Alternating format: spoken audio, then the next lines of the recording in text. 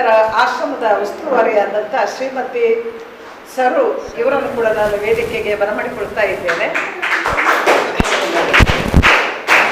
ಇಂದಿನ ಕಾರ್ಯಕ್ರಮದ ಕೇಂದ್ರ ಬಿಂದು ಮುಖ್ಯ ಅತಿಥಿ KC ನಾರಾಯಣ್ ಇವರನ್ನು ಕೂಡ ಅತಿಥಿ ಸ್ಥಾನಕ್ಕೆ ನಾನು ಬರಮಾಡಿಕೊಳ್ತಾ ಇದ್ದೇನೆ. ಕಾರ್ಯಕ್ರಮದ ಮೊದಲ ಅಂಗ ಪ್ರಾರ್ಥನೆಯನ್ನ ನಮ್ಮ ಬಾಲ ಸಂರಕ್ಷಣಾ ಕೇಂದ್ರದ ಪುಟಾಣಿ ಮಕ್ಕಳಿಂದ ನಾವು ಆರಂಭಿಸ್ತೇವೆ. ಹೂವಲ್ಲಿ ಜೇನು ಗುಡಿ ಕಟ್ಟದೇನು, ನೀರಲ್ಲಿ ಮೀನು ಅಡಿ ಮುಟ್ಟದೇನು, ಆ ದೈವದಾಜ್ಞೆನೇ ಎಲ್ಲಾನು. ಹೇ ಶಾರದೆ ದಯ ಪಾಲಿಸು, ಈ ಬಾಳನು ಬೆಳಕಾಗಿಸು. ಹೇ ಶಾರದೆ ದಾಳಿಗಳ ದಾರಿಯಲಿ ನಂಬಿಕೆಯ ನೆಲೆಯ ತಿಳಿಸು, ಮುನ್ನಡೆಸು. ಕೈ ಹಿಡಿದು ನಾವಾಡೋ ಪದ ಪದದಲ್ಲೂ ಸಂಚರಿಸು.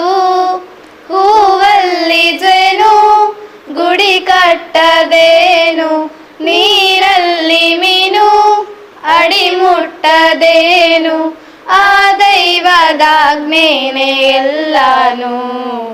ಹೇ ಶಾರದೆ ದಯ ಪಾಲಿಸು, ಈ ಬಾಳನು ಬೆಳಕಾಗಿಸು. ಹೇ ಶಾರದೆ ನಾಳೆ ಅನ್ನೋದು ನಾದ ಅಂತರಂಗ ತಾನೆ, ನಾದ ಅನ್ನೋದು ಭಾವಾಂತರಂಗನೇ, ಶ್ರೀಯಿಂದ ತಾನೆ ಕಲೆಗೆ ಮತಿ, ಕಲೆಯಿಂದ ಶಿಲೆಗೆ ಕುಂಚಾರತಿ. ಪ್ರತಿಯೊಂದರಲ್ಲೂ ಅವನಾನತಿ, ಒಲವಿಂದ ತಾನೇ ಸುಖ ಸಮ್ಮತಿ. ಈ ಲೋಕವಿರಂಗ ಭೂಮಿ ತಂತಾನೆ ನಡೆಯುತ್ತೆ ಸ್ವಾಮಿ, ಪಾಲಿಗೆ ಬಂದಂತ ಪಾತ್ರನ ಎಲ್ಲರೂ ಜೀವಂತಿಸಿ. ಹೇ ಶಾರದೆ ದಯ ಪಾಲಿಸು, ಈ ಬಾಳನು ಬೆಳಕಾಗಿಸು.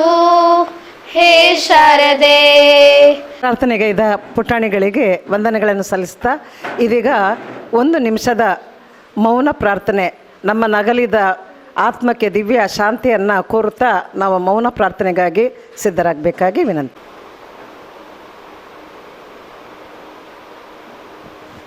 ಓಂ ಶಾಂತಿ. ಇವತ್ತಿನ ಈ ನಮ್ಮ ಸಮಾರಂಭದ ಮುಖ್ಯ ಅತಿಥಿ ಹಾಗೂ ನಮ್ಮ ರಿಸೋರ್ಸ್ ಪರ್ಸನ್ ಆಗಿರುವ ಅಡ್ವೊಕೇಟ್ KC ನಾರಾಯಣ್ ಅವರಿಗೆ ನಮ್ಮ ಛೋಟಾ ಮ್ಯಾಂಗ್ಳೂರ್ ಲಯನ್ಸ್ ಕ್ಲಬ್ಬಿನ ಪರವಾಗಿ ಸ್ವಾಗತವನ್ನು ಬಯಸ್ತಾ ಇದ್ದೇನೆ. ಹಾಗೆಯೇ ನಮ್ಮ ಸರ್ವಿಸ್ ಕೋಆರ್ಡಿನೇಟರ್ ಹಾಗೂ ನಮ್ಮ ಇಲ್ಲಿಯ ಉಸ್ತುವಾರಿ ಆಗಿರುವ ನಮ್ಮ ಲಯನ್ ಲಕ್ಷ್ಮಣ್ ಸೇನೆ ಅವರಿಗೂ ನಮ್ಮ ಆಶ್ರಮದ ಪರವಾಗಿ ಮತ್ತು ಛೋಟಾ ಮ್ಯಾಂಗ್ಳೂರ್ ಲಯನ್ಸ್ ಕ್ಲಬ್ಬಿನ ಪರವಾಗಿ ಸ್ವಾಗತವನ್ನು ಬಯಸ್ತಾ ಇದ್ದೇನೆ. ಹಾಗೆ ನಮ್ಮ ವೇದಿಕೆಯಲ್ಲಿ ನಮ್ಮ ಛೋಟಾ ಮ್ಯಾಂಗ್ಳೂರ್ ಲಯನ್ಸ್ ಕ್ಲಬ್ಬಿನ ಕೋಶಾಧಿಕಾರಿಯಾದ ಭಾನುಮತಿ ಅವರಿದ್ದಾರೆ, ಅವರಿಗೂ ನಾನು ಸ್ವಾಗತವನ್ನು ಬಯಸ್ತಾ ಇದ್ದೇನೆ.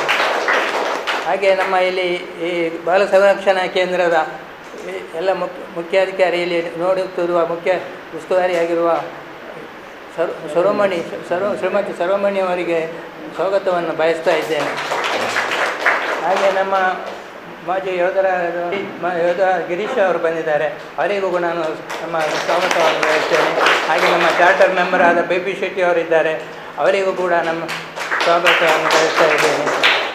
ಹಾಗೆ ನಮ್ಮ ಲಯನ್ಸ್ ಬಂದಿರುವ ಎಲ್ಲ ಮೆಂಬರ್ ಅಧ್ಯಕ್ಷ ಸದಸ್ಯರಿಗೆ ಸ್ವಾಗತವನ್ನು ಬಯಸ್ತೇನೆ. ಮತ್ತು ಇಲ್ಲಿ ಈ ಇನ್ನೊಬ್ಬರು ನಮ್ಮ ಇಲ್ಲಿ ನೋಡಿಕೊಳ್ಳುವ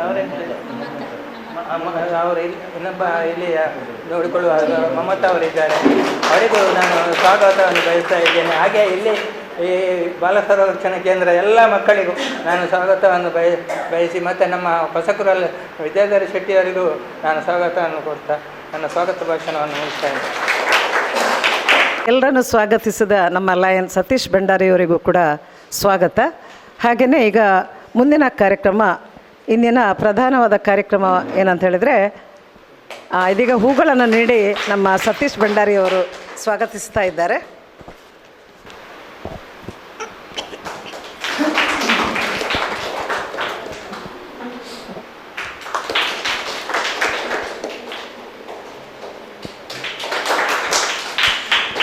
thank you.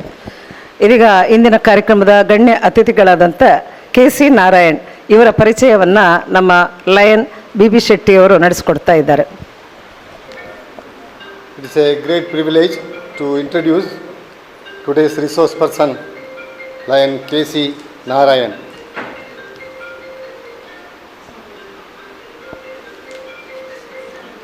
People who work sincerely and make use of the time properly are the happiest. He is a man of sincerity, timekeeping, intelligent, knowledgeable, lively, energetic, and a man of enthusiasm. One must be satisfied whatever he has as wife,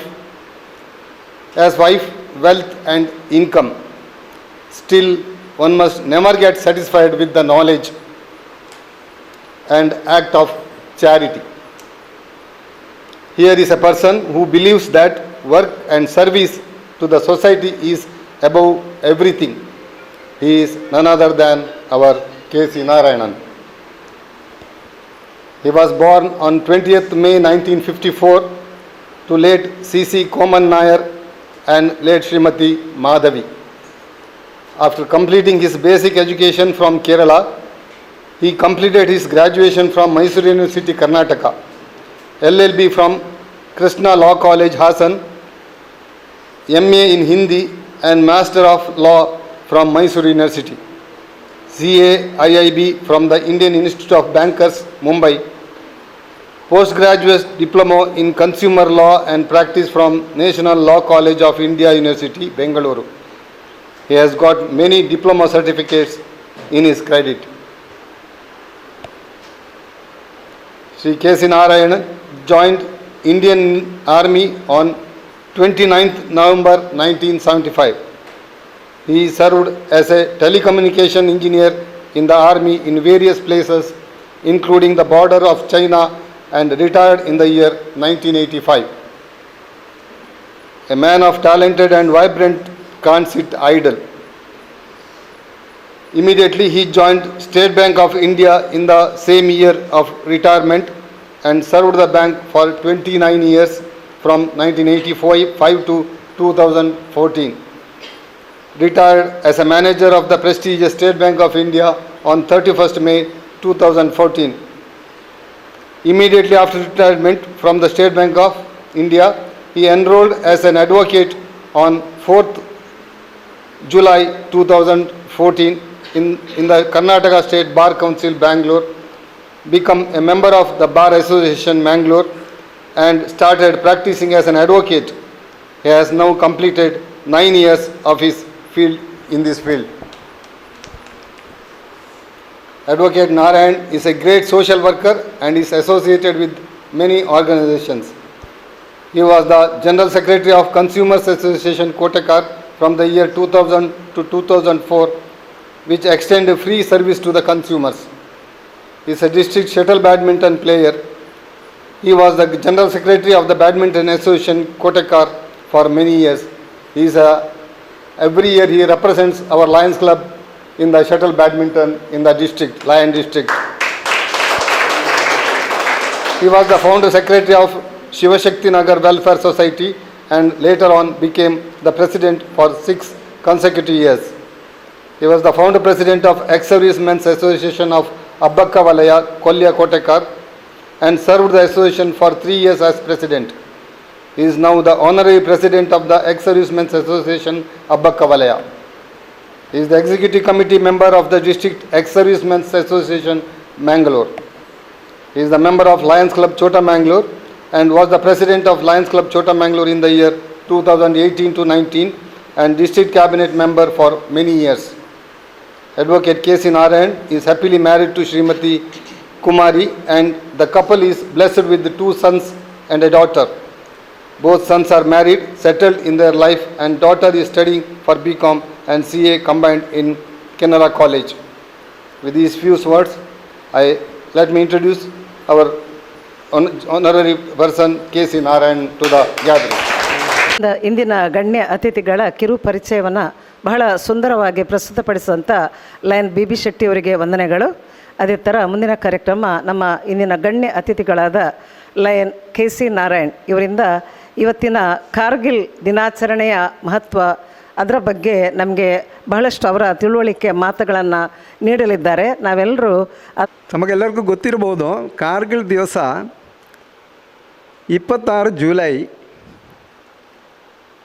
26 ಜುಲೈಗೆ ಆಚರಣೆ ಮಾಡಬೇಕಾಯಿತು.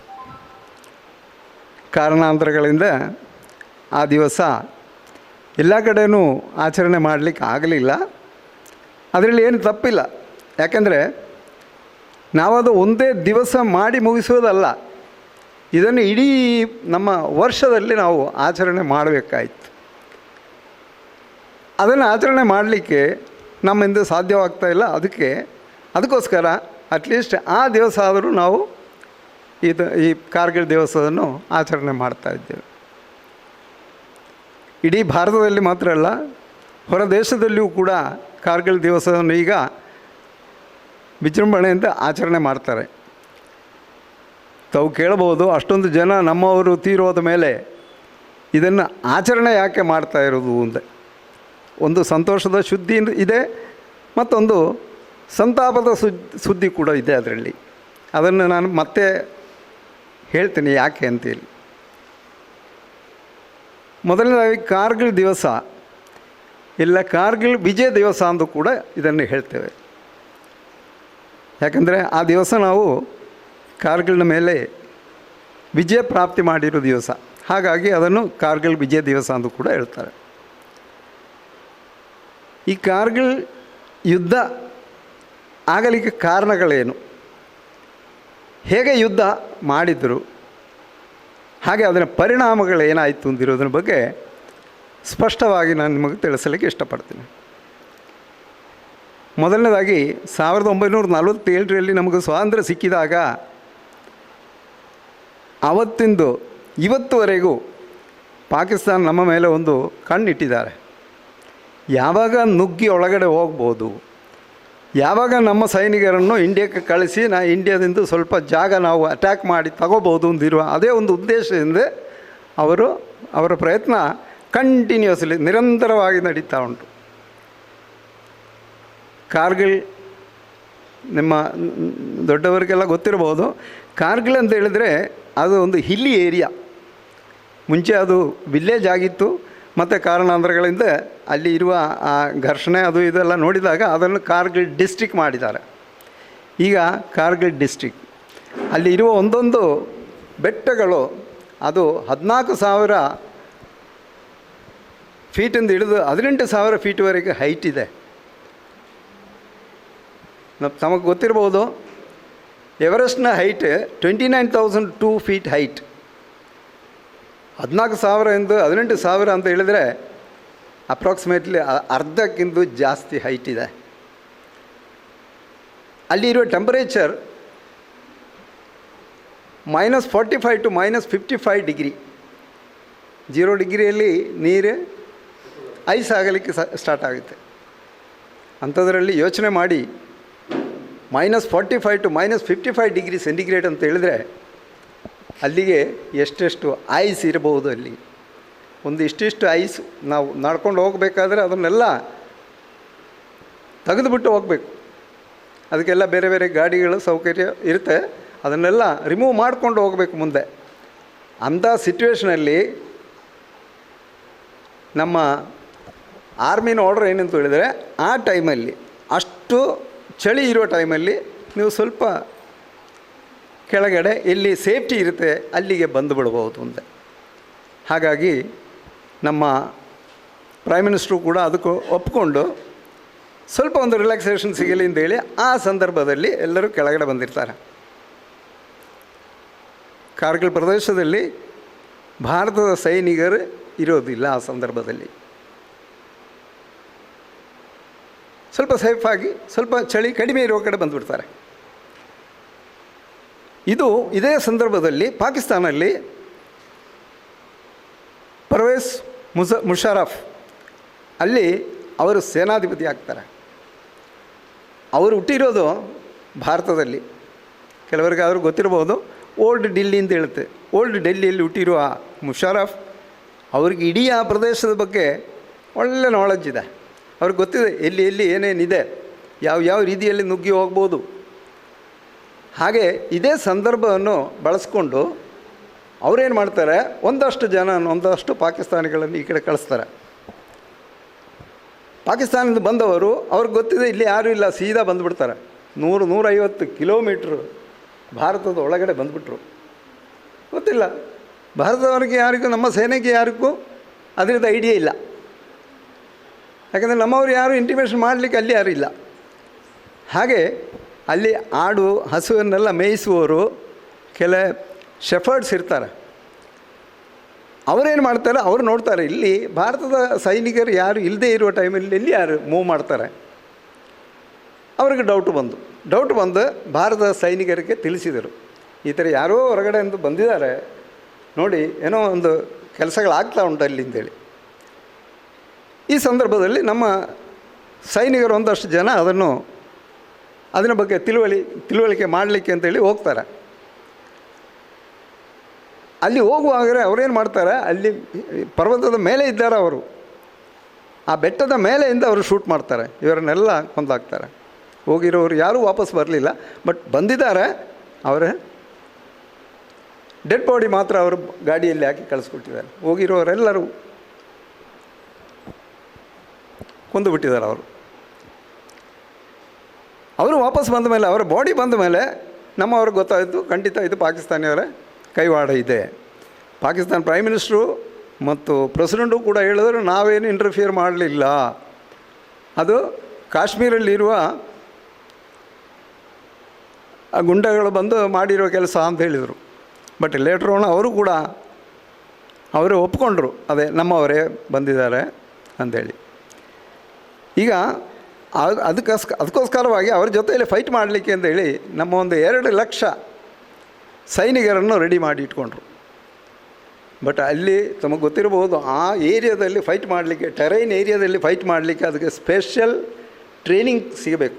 Special training ಇರುವವರು ಮಾತ್ರ ಅಲ್ಲಿ ಹೋಗಿ fight ಮಾಡ್ಬೋದು. ಇಲ್ಲ ಅಂತ ಹೇಳಿದ್ರೆ ಮಾಡಲಿಕ್ಕೆ ಸಾಧ್ಯ ಇಲ್ಲ. ಯಾಕಂತ ಹೇಳಿದರೆ ಅಲ್ಲಿ ಇರುವ ಒಂದೊಂದು ಬೆಟ್ಟಗಳು, ಅಲ್ಲಿ ಇರುವ ಒಂದೊಂದು ದೊಡ್ಡ ಶಿಖರಗಳು ಅದು 80 ಡಿಗ್ರಿಯಲ್ಲಿ ಉಂಟದು. 80 ಡಿಗ್ರಿ ಅಂತ ಹೇಳಿ, ಇದು 90 ಡಿಗ್ರಿ, ಹೀಗೆ ಉಂಟು 80 ಡಿಗ್ರಿಯಲ್ಲಿ. ಇದರ ಮೇಲೆ ಹತ್ತೋದು ಅಷ್ಟು ಈಸಿ ಅಲ್ಲ. ಅದು ಜೊತೆಯಲ್ಲಿ ನೀವು ಸೈನಿಕರನ್ನು ಟಿ ವಿಯಲ್ಲಿ ಎಲ್ಲ ನೋಡಿರ್ಬೋದು.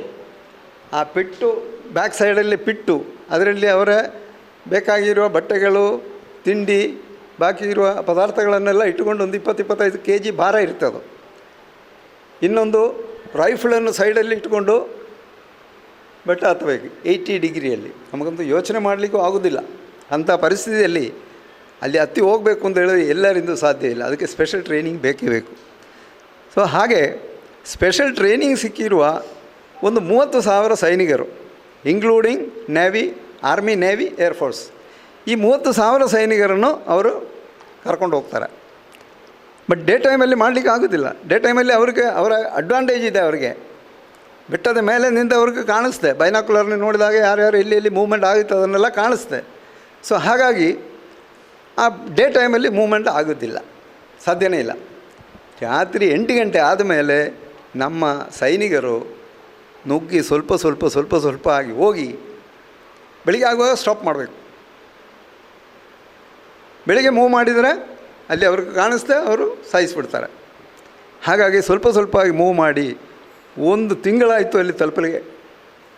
ರಾತ್ರಿ ಮಾತ್ರ ಮೂವ್ಮೆಂಟ್, ಅದು ತುಂಬ ಇದೆಲ್ಲ ಲೈಟೆಲ್ಲ ಹಾಕಿ ಹೋಗ್ಲಿಕ್ಕೆ ಆಗೋದಿಲ್ಲ, ಅಲ್ಲಿ ಕಾಣಿಸ್ತೆ ಅವ್ರಿಗೆ, ಡ್ಯೂಟಿಯಲ್ಲಿ ಇರ್ತಾರೆ. ಹಾಗಾಗಿ ಹಾಗೆ ಮುಂದುವರಿಸಿ 1 ತಿಂಗಳಾದ ಮೇಲೆ ಅಲ್ಲಿ ತಲುಪಿದರು. ಅದರಲ್ಲಿ ಒಬ್ಬರು ವಿಕ್ರಮ್ ಬಾತ್ರಾ ಅಂತೇಳಿ, ವಿಕ್ರಮ್ ಬಾತ್ರಾ ಅವರು ಲೆಫ್ಟಿನೆಂಟ್ ಆಗಿದ್ದರು. ಅವರು ತುಂಬ ಭಾಳ ವಾರ್ ಫೀಲ್ಡಲ್ಲಿ ಭಾಳಷ್ಟು ಹೆಸರು ಗಳಿಸಿರೋರು. ಅವರನ್ನು ಕ್ಯಾಪ್ಟನ್ ಮಾಡಿ ಅವರ ಅಂಡರಲ್ಲಿ ಇವರನ್ನು ಕಳಿಸ್ಕೊಟ್ರು.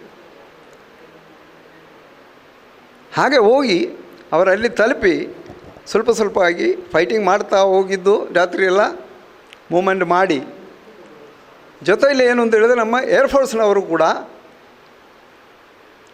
ಏರ್ ಅಟ್ಯಾಕ್ ಮಾಡಿದರು. ಅದು ಅಷ್ಟೊಂದು ದೊಡ್ಡ ಬೆಟ್ಟದ ಮೇಲೆ ಫ್ಲೈಟ್ಸು ಅಷ್ಟು ಮೂವ್ ಆಗಲಿಕ್ಕೆ ಸಾಧ್ಯ ಇಲ್ಲ, ಅಂದರೂ ಕೂಡ ಅವರದ್ದು ತುಂಬ ಕಾಂಟ್ರಿಬ್ಯೂಷನ್ ಅವರದ್ದು ಇತ್ತು. ಜೊತೆಯಲ್ಲಿ ನೇವಿ ಏನು ಮಾಡಿದ್ರು ಅಂತ ಹೇಳಿದರೆ, ಕರಾಚಿ ಪೋರ್ಟ್ ಇದೆ, ಕರಾಚಿ ಪೋರ್ಟನ್ನು ಕಂಪ್ಲೀಟ್ ಬ್ಲಾಕ್ ಮಾಡಿಬಿಟ್ರು ನಮ್ಮ ನೇವಿಯವರು. ಯಾಕಂದರೆ ಪಾಕಿಸ್ತಾನಕ್ಕೆ ಎಲ್ಲ ಐಟಮ್ಸು ಬರೋದು ಕರಾಚಿ ಪೋರ್ಟ್ ಮುಖಾಂತರ, ಬೇರೆ ಕಂಟ್ರಿಗಳು ಆಗಿರೋ ಒಂದು ಸಂಪರ್ಕ ಇರೋದೇ ಕರಾಚಿ ಮುಖಾಂತರ. ಅಲ್ಲಿ ನಮ್ಮ ನೇವಿ ಸೈನಿಕರು ಹೋಗಿ ಅದನ್ನು ಕಂಪ್ಲೀಟ್ ಬ್ಲಾಕ್ ಮಾಡಿಬಿಟ್ರು. ಅವ್ರಿಗೆ ಹೊರಗಡೆ ಹೋಗ್ಲಿಕ್ಕೂ ಆಗೋದಿಲ್ಲ, ಹೊರಗಡೆಯಿಂದ ಏನೋ ಐಟಮ್ ಪಾಕಿಸ್ತಾನಕ್ಕೆ ಬರಲಿಕ್ಕೂ ಸಾಧ್ಯ ಇಲ್ಲ. ಹಾಗೆ ಪಾಕಿಸ್ತಾನ ಯುದ್ಧ ಎಲ್ಲ ಕಳೆದ ಮೇಲೆ ಒಂದು ಸತಿ ಪಾಕಿಸ್ತಾನ ಪ್ರೈಮ್ ಮಿನಿಸ್ಟ್ರೇ ಹೇಳಿದರು, ಇನ್ನೊಂದು 6 ದಿವಸ ವಾರ್ ಕಂಟಿನ್ಯೂ ಆಗಿದ್ದರೆ ನಮ್ಮ ಕತೆ ಮುಗಿಯಿತು.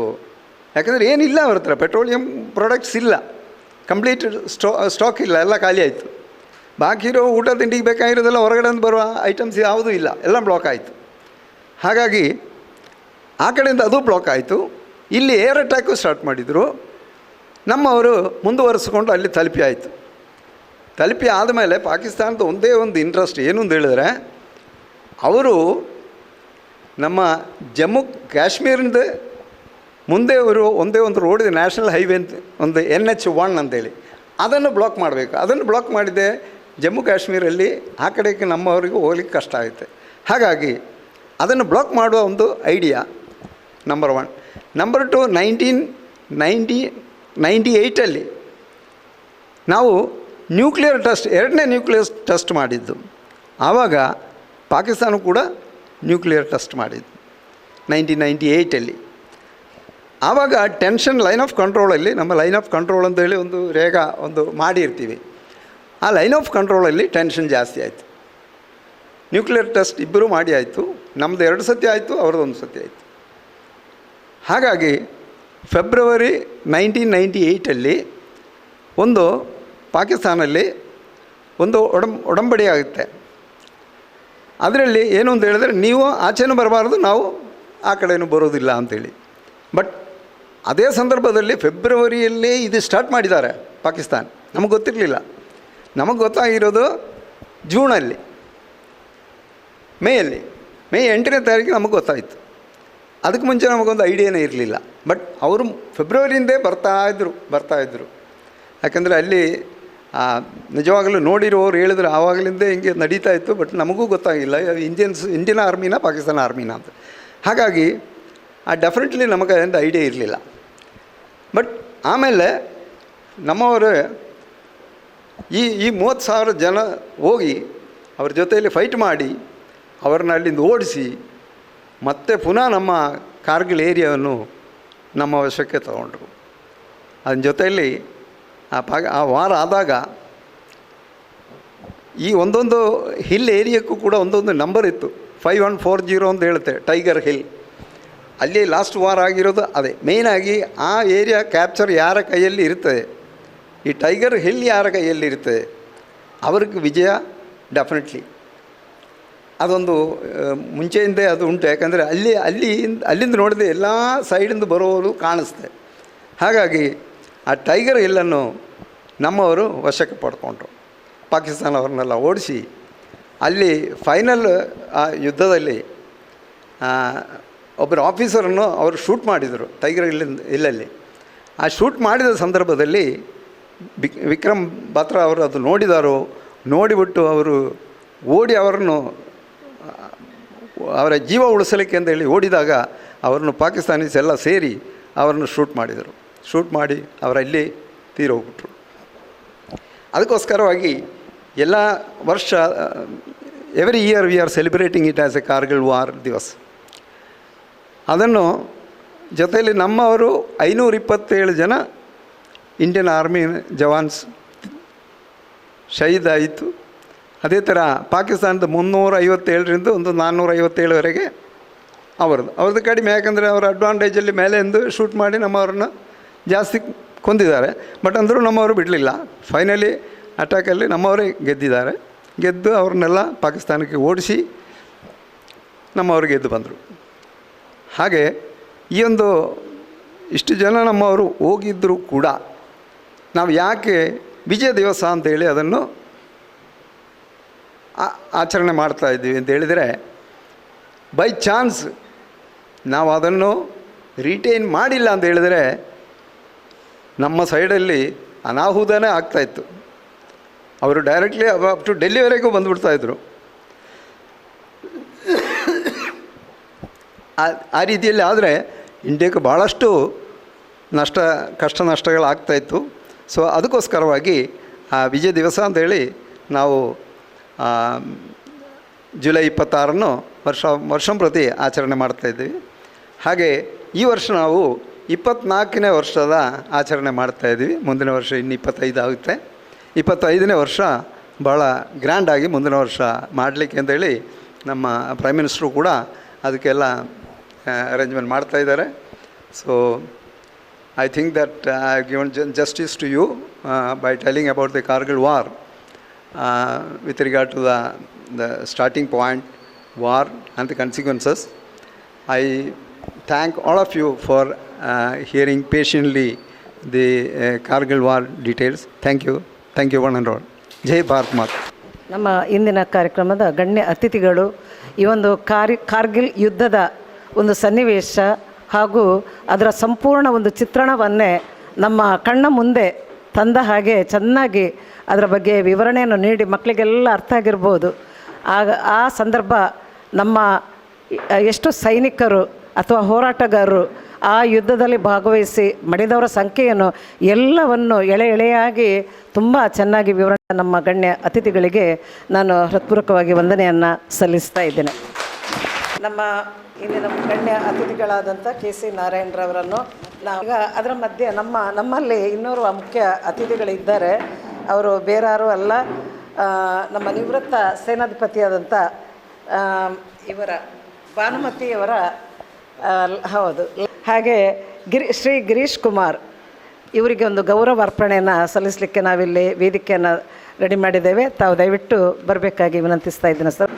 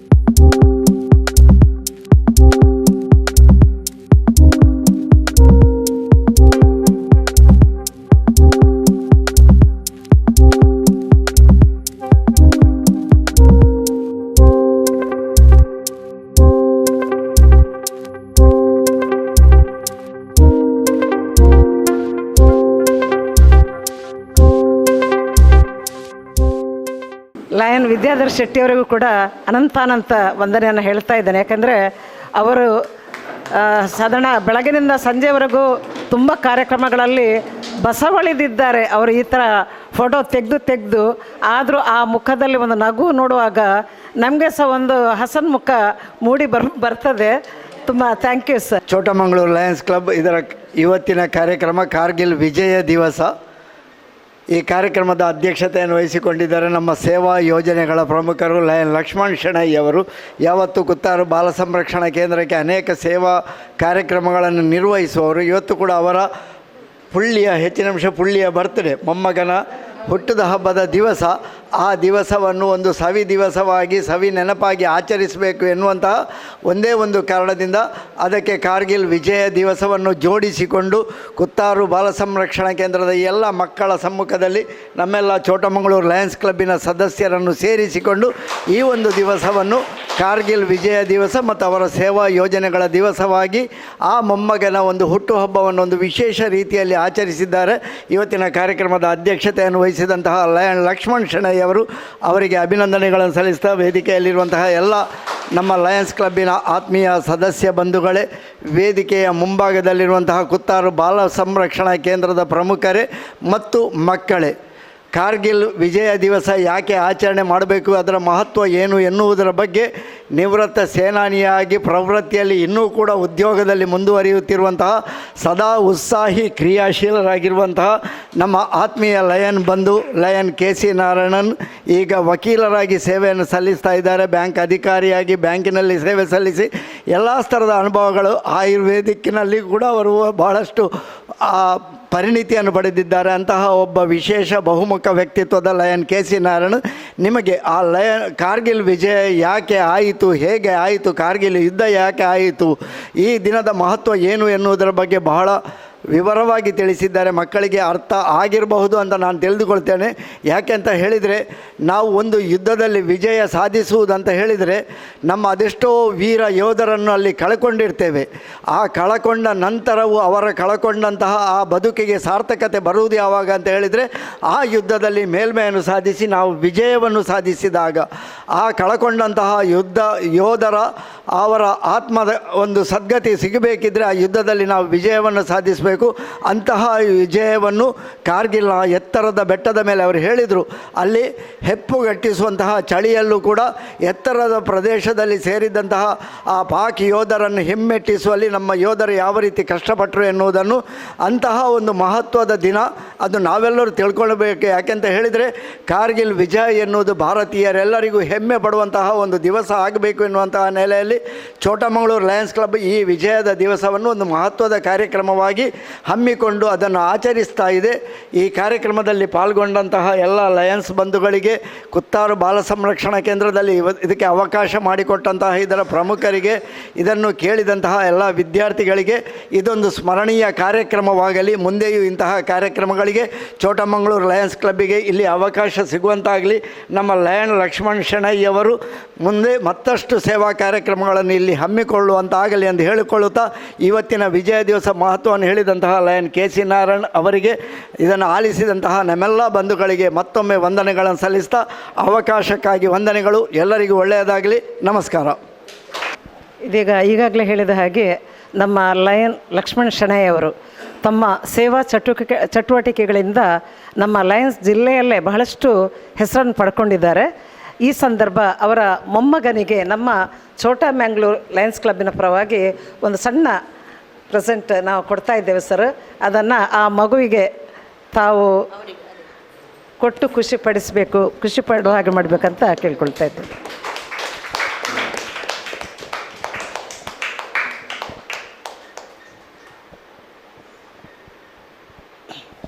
Thank you sir. ಅಷ್ಟು ಕ್ಲಿಯರಾಗಿ ತಿಳಿದಿರೋದಿಲ್ಲ. ನಾವು ಏನೋ ಟಿ ವಿಯಲ್ಲಿ ನೋಡಿದ್ದೇವೆ, ಏನೋ ಪತ್ರಿಕೆಯಲ್ಲಿ ಓದಿದ್ದೇವೆ, ಇಷ್ಟೇ ನಮ್ಮ ಒಂದು ಸಂಗ್ರಹ ಇರ್ಬೋದು. ಆದರೆ ಇವತ್ತು ಬಹಳಷ್ಟು ವಿಚಾರ ನನಗೂ ಕೂಡ ತುಂಬ ಖುಷಿಯಾಗಿತ್ತು ಸರ್ ನಿಮ್ಮ ಮಾತಿನಿಂದ. ಇದೀಗ ಮುಂದಿನ ಕಾರ್ಯಕ್ರಮ ಅತಿಥಿಗಳನ್ನು ಗುರುತಿಸುವುದು. ಅದರ ಎಡೆಯಲ್ಲಿ ನಮ್ಮ ಇಂದಿನ ಈ ಒಂದು ಕಾರ್ಯಕ್ರಮಕ್ಕೆ ನಮ್ಮ ಲಯನ್ಸ್ ಕ್ಲಬ್ ಚೋಟಮಂಗಳೂರಿನ ಪ್ರೆಸಿಡೆಂಟ್ ಅವರ ಅನ್ಯ ನಿಮಿತ್ತ ಬರಲಿಕ್ಕೆ ಆಗಲಿಲ್ಲ. ಹಾಗಾಗಿ ಅವರ ಅನುಪಸ್ಥಿತಿಯಲ್ಲೂ ಕೂಡ ನಾವು ಅವರನ್ನು ಎಣಿಸ್ತಾ ಇದ್ದೇವೆ. ಅವರು ಬಹುಶಃ ಎಲ್ಲ ಅವರದೇ ಎಲ್ಲ ಸಿದ್ಧತೆಯನ್ನೆಲ್ಲ ಅವರೇ ಮಾಡಿಕೊಟ್ಟದ್ದು. ಹಾಗಾಗಿ ಅವರಿಗೂ ಈ ಸಂದರ್ಭ ದೊಡ್ಡ ನಮಸ್ಕಾರವನ್ನು ಹೇಳ್ತಾ ಇದ್ದೇವೆ. ಇದೀಗ ಅತಿಥಿಗಳನ್ನು ಗುರುತಿಸುವಂಥ ಕೆಲಸವನ್ನು ನಮ್ಮ ಲಯನ್ ಸತೀಶ್ ಭಂಡಾರಿಯವರು ನೆರವೇರಿಸಿಕೊಡ್ತಾ ಇದ್ದಾರೆ.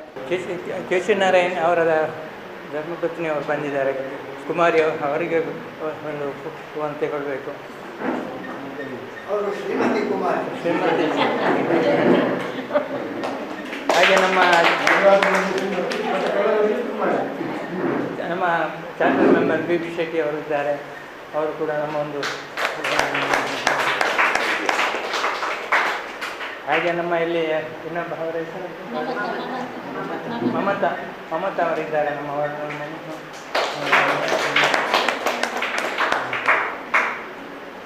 ಹಾಗೆ ಅವರ ಕೆ.ಸಿ. ಅವರ ಮಗಳು ಕೀರ್ತನ. ಹಾಗೆ ನಮ್ಮ ಇವರು ಹೊಸಕೂರಲ್ಲಿ ನಮ್ಮ ಲಯನ್ ಮೆಂಬರೇ ಹೊಸಕೂರು ಚಾನಲ್ನ ವಿದ್ಯಾಧರ್ ಶೆಟ್ಟಿ ಅವರಿದ್ದಾರೆ. ಅವರು ಕೂಡ ಒಂದು ನಮ್ಮ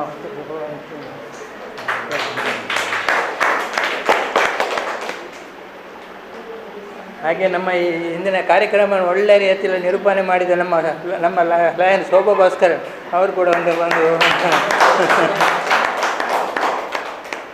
ಅಂತ ಅಲ್ಲ, ಇಲ್ಲಿ ಕೊನೆಯ ಗಳಿಗೆವರೆಗೂ ನೀವು MC ಮಾಡಿ ಅಂತೇಳಿ ಹೇಳಲಿಲ್ಲ. ಅವ್ರು ಇಲ್ಲಿ ಬರ್ತಾ ಇದ್ದಾಗ ಹೇಳಿದರು, ಬೇಗನೆ ಒಂದು ಸಣ್ಣ MC ಮಾಡಿಬಿಡಿ ಹೇಳಿ. ಆಗ ನನಗೆ ಅಂತೂ ಏನಿಲ್ಲ, ಬಹಳ ಸಿಂಪಲಾಗಿ ಮುಗಿಸಿಬಿಡ್ಬೋದು ಅಂಥೇಳಿ ಧೈರ್ಯವಾಗಿ ಅವರೊಟ್ಟಿಗೆ ಕೂತೆ ಮಾತಾಡಿದೆ. ಹಾಗೆ ಒಂದು ಮಾಡುವಂಥ ಅವಕಾಶವನ್ನು ಸಹ ಸಿಕ್ಕಿತ್ತು. ನಾನು ಈ ಹೂವನ್ನು ಅವರು ಮಲ್ಲಿಕ್ ಅವರಿಗೇ ಕೊಡ್ತೇನೆ, ಯಾಕೆಂದರೆ ಅವರಿಂದಾಗಿ ನಾನು MC ಮಾಡಿದ್ದೇನೆ. ಈಗ ಪುನಃ ಇದರಲ್ಲೇ ಹೇಳಬೇಕಾಗ್ತದೆ.